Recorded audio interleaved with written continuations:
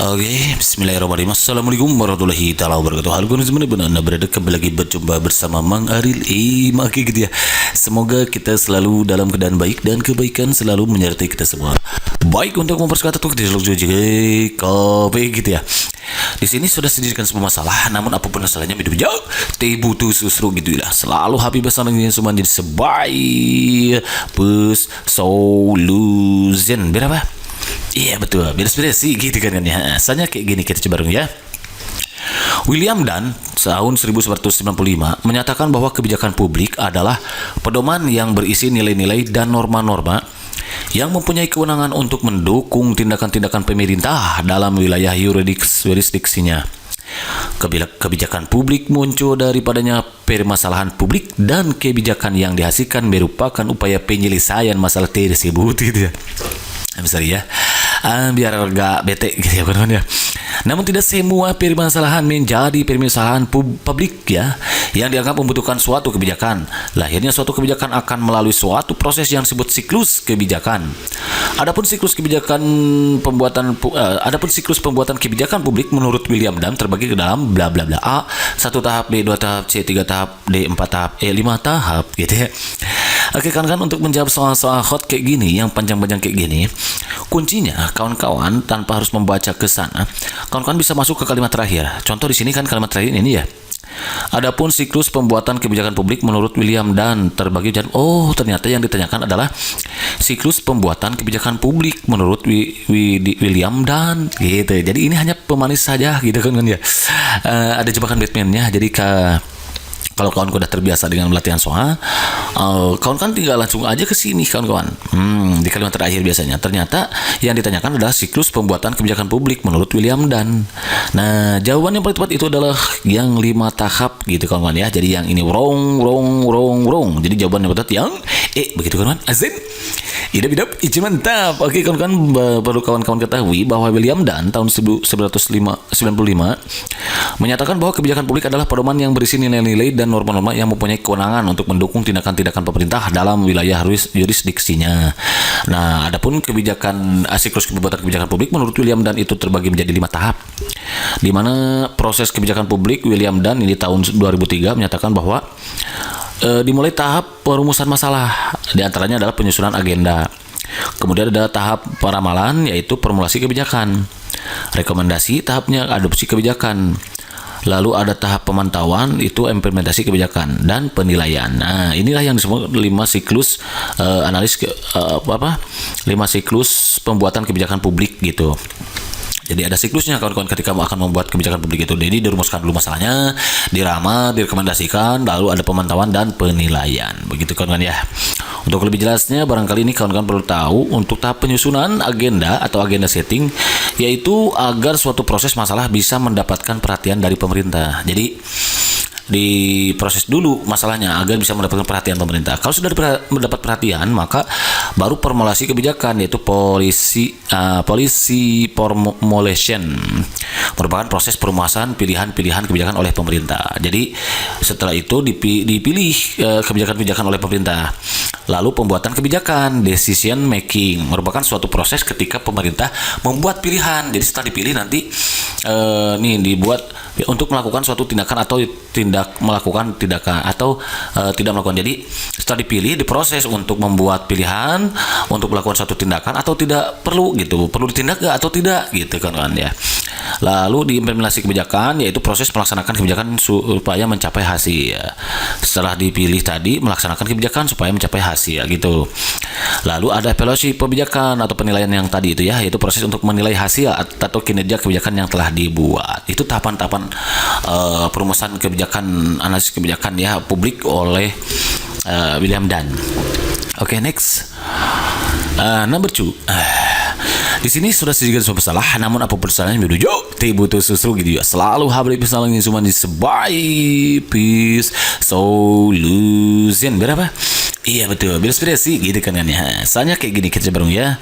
Salah satu analisis dari sudut hasil atau dampak yang memiliki maksud bahwa proses perumusan kebijakan publik itu akan membuahkan hasil atau dampak yang baik kalau didasarkan atas proses pemikiran yang rasional yang didukung oleh data atau informasi yang lengkap komprehensif. Adalah merupakan model analisis kebijakan. Nah, A. Komprehensif, B. Rasional, C. Rasional komprehensif, D. Inkremental, E. Campuran. Jadi jawaban yang paling tepat itu soal yang ini adalah yang rasional komprehensif. Di sini ada kan komprehensifnya ya. Jadi model rasional komprehensif itu menawarkan salah satu analisis dari sudut hasil atau dampak yang memiliki maksud bahwa proses merumusan kebijakan publik itu akan membuahkan hasil atau dampak yang baik kalau didasarkan atas proses pemikiran yang rasional nih, rasional. Jadi kata Cina ada rasional, ada komprehensif. Nah, jadi yang A ini wrong. Jadi jawaban itu yang C begitu kan? Hidup mantap kalau mantap next. Nah, sebagai wawasan tambahan kawan-kawan perlu kita ketahui bahwa model analisis kebijakan rasional komprehensif nih adalah salah satu analisis dari sudut hasil atau dampak yang memiliki maksud bahwa proses perusahaan kebijakan publik itu akan membuahkan hasil atau dampak yang baik kalau didasarkan atas proses pemikiran yang rasional yang didukung oleh data atau informasi yang lengkap komprehensif. Jadi selain rasional juga harus didukung oleh data. Penganalisisan dilakukan dengan teliti, cermat, dan detail dengan memanfaatkan sejumlah besar data informasi yang harus dikumpulkan hingga membuahkan hasil dalam bentuk keputusan atau kebijakan yang memberi dampak positif. Dapat diartikan bahwa model rasional komprehensif itu berpandangan bahwa baik buruknya hasil yang akan dicapai dari perumusan kebijakan publik harus mendasarkan pada pemikiran yang rasional atau sesuai dengan kondisi yang dihadapi dan kemampuan yang dimiliki. Analisis yang dilakukan harus memiliki data atau informasi yang lengkap, sehingga dalam analisisnya tidak memiliki cacat atau mencapai kesempurnaan tanpa kesalahan. Gitu kan maksudnya ya. Harapan untuk mendapatkan sebuah perumusan kebijakan yang baik dengan menggunakan pemikiran rasional yang sangat baik dan bagus, namun tentunya tidak semua permasalahan dan kenyataan di lapangan bisa diterima secara rasional, dan bahkan ada data yang didapat oleh perumus kebijakan sangat berbeda dari kenyataan. Ada juga yang kayak gitu ya. Itu model analis kebijakan rasional komprehensif. Jadi selain rasional dia harus didukung oleh data yaitu komprehensif. Berikutnya ada model analis kebijakan inkremental. Nah, kalau inkremental itu adalah kebijakan yang mengalami perubahan sedikit-sedikit. Jadi ada punya perubahan sedikit-sedikit. Model ini memandang kebijakan publik sebagai suatu kelanjutan kegiatan-kegiatan pemerintah di masa lalu dengan hanya menambah atau memodifikasinya. Jadi kegiatan-kegiatan pemerintah di masa lalu nih itu tinggal ditambahin atau dimodif. Itu adalah analisis kebijakan inkremental. Jadi kuncinya adalah adanya modifikasi gitu. Lalu analisis kebijakan campuran atau gabungan itu adalah model gabungan dari model rasional dan model inkremental. Jadi rasional yang tadi yang komprehensif itu digabung dengan inkremental. Dilihat bahwa kedua model tersebut sama-sama memiliki kekurangan yang cenderung membuat pengambilan keputusan tidak rasional dan tidak efisien. Oleh karena itu, seorang ahli sosiologi yang bernama Amitai Eziomi dikutip dari Islami 1188 halaman 431 ya, yang pelajari kedua model tersebut mencetuskan suatu model kebijakan hibrida yang merupakan gabungan campuran unsur kelebihan dari model rasional komprehensif dan inkremental. Model ini disebut mixed scanning. Nah, jadi model ini campuran itu mixed scanning, mix dicampur. Yang artinya pengamatan gabungan campuran tuh kan ya, campuran katanya. Menurutnya kelebihan dari model mixed scanning adalah setiap elemen pada masing-masing jenis keputusan cenderung saling menciptakan keseimbangan terhadap masing-masing kekurangan gitu. Dari keterangan di atas dapat diambil kesimpulan bahwa kelebihan yang hadir dari bla bla bla. Silahkan kawan-kawan searching lagi lah pokoknya gitu ya kawan ya. Oke, next. Soal nomor 3. Ini salah ini. Bukan nomor 2 ya, nomor 3 ya. Sorry, salah yang ketik nih. Siapa yang ketik? Mang Kiyuti sama ya, nomor 3 ya. Di sini sudah sedikit semua salah, namun apa persamaan berbujuk butuh susru gitu ya. Selalu hal di pisan lagi cuma disebaik solution berapa? Iya betul, biasa gitu kan. Soalnya kayak gini coba ya. Berikut ini merupakan salah satu contoh yang akhirnya menjadi kebijakan publik kecuali, nah yang tanyakan hati-hati kecuali A. Kasus Prita Mulyasari, B. Kasus Darsem, C. Kasus Manohara, D. Kasus Narajarudin, E. Kasus Pajar Sedboy. Itu ada Pajar Sedboy ini. Kan ditanyakan kecuali dah yang kasus Sedboy itu baru-baru ini kan, ini bukan wrong ya. Yang kecuali ya ini betul berarti jawaban tepat yang karena yang kecuali berarti kasus Pajar Sedboy ya. Jadi kawan-kawan perlu tahu bahwa kasus Pajar Sedboy itu tidak menjadi kebijakan publik gitu kan ya. Adapun kalau kamu tahu ada 5 contoh di sini Maki sudah siapkan hasil literasi Maki tentang kasus yang akhirnya menjadi kebijakan publik. Di antaranya adalah kasus Prita Mulyasari. Ini kawan-kawan harus tahu nih.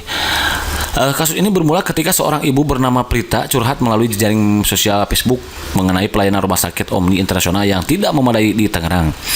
Dia mengeluarkan unek-uneknya atau kejengkelannya terhadap pelayanan rumah sakit yang dianggapnya tidak profesional, katanya ya. Curhatan Prita diketahui oleh media sehingga mereka mengekspos hal ini dalam penerbitan beritanya. Ada yang melalui surat kabar, internet, dan TV yang nyata-nyatanya disaksikan oleh hampir seluruh masyarakat Indonesia. Akibatnya hampir semua orang pembicaraan kasus ini sepanjang waktu. Kemudian muncul pro dan kontra terhadap Prita di masyarakat. Ada pihak yang mendukung Prita dan ada pihak yang tidak suka pada Prita. Gitu.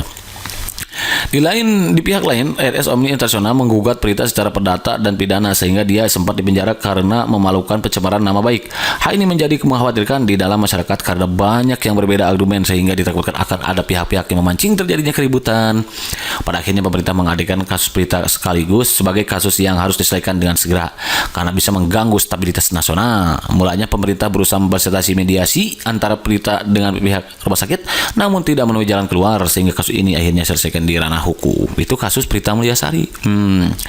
Berikutnya ada kasus Darsem nih. Siapa rakyat Indonesia yang tidak tahu Darsem? Ayo, Maki juga tidak tahu ya.